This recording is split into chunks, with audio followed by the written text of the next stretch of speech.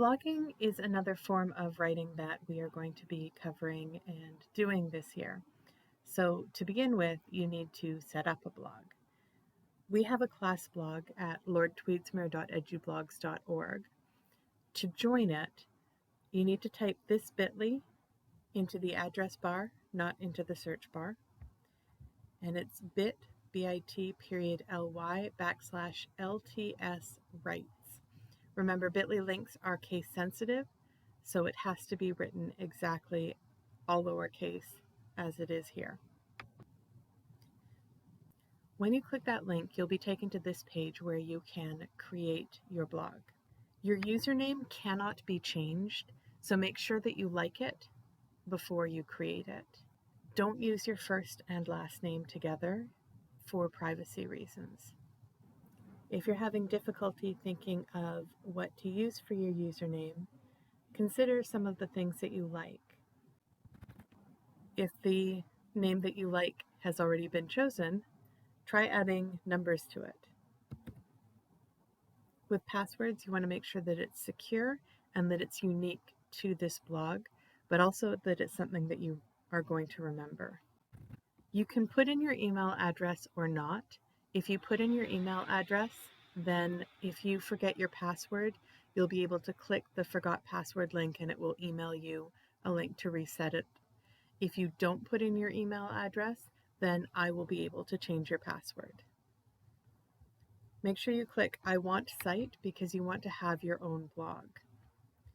The site title, unlike your username and unlike your site URL, can be changed. So for now, you can just type your name and '(s) blog.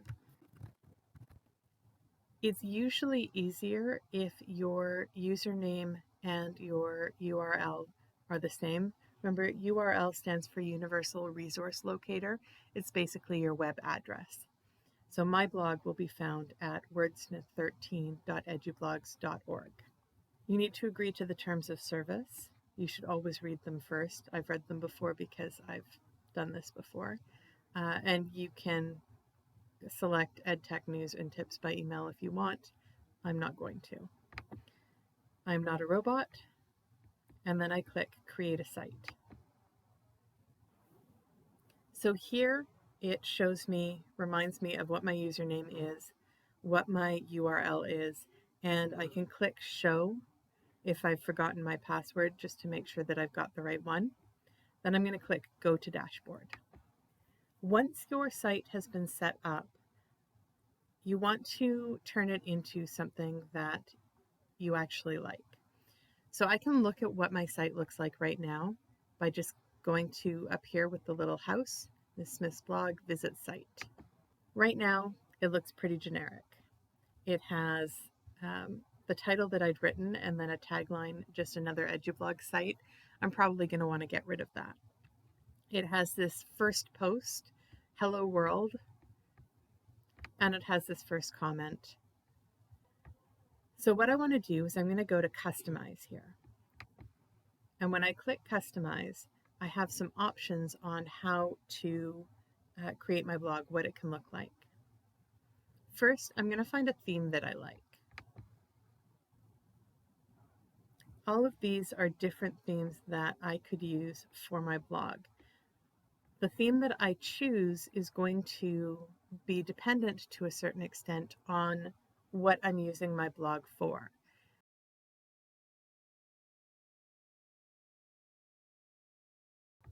I am going to choose this one, the Notepad one, because it looks like a writer's blog, and that's what I want. I can see what it looks like by clicking Live Preview. And when I click Live Preview, it shows me what my current blog will look like with this theme. And I'm okay with that. I think that looks good. So I can change some stuff here. What I am going to look at is site identity, because I don't want that tagline. Then I'm going to go back. I'm going to click header image, and I can add an image to the top part of my blog if I want. Any images that you use need to be ones that you have permission to use. either photos that you've taken or ones that are Creative Commons. You can't take somebody else's picture and put it on your blog, even if you credit it. This is one of the photos that I've taken. So I'm going to try adding that. And I'm going to move it so that it shows what I want it to show.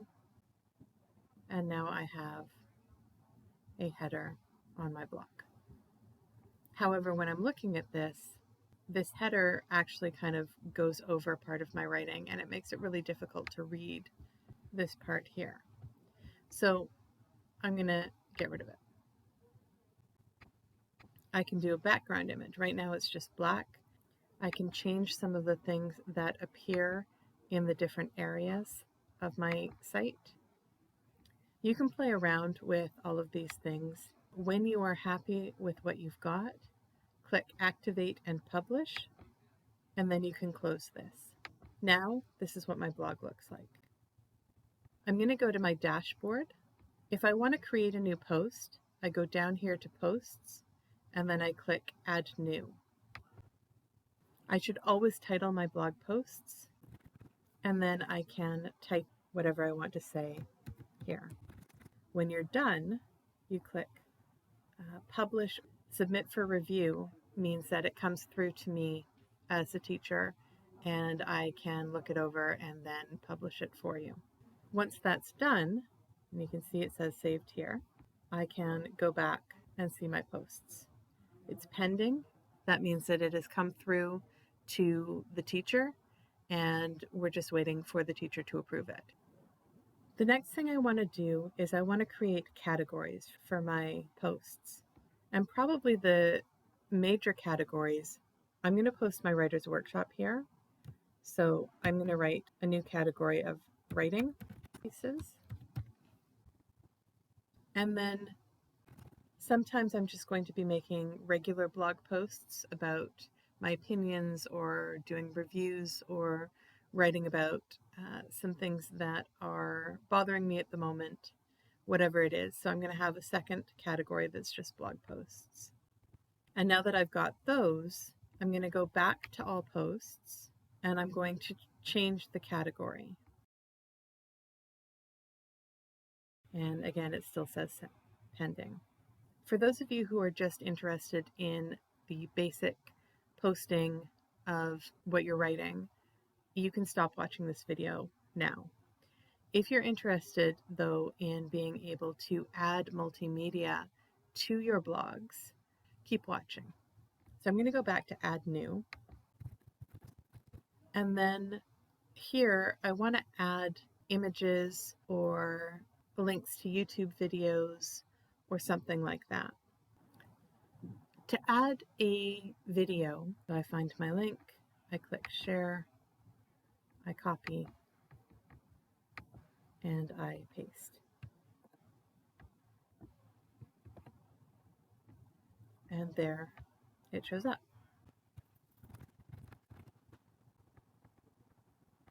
Now, under that or above that or wherever I want to actually put this, I'm going to write about this.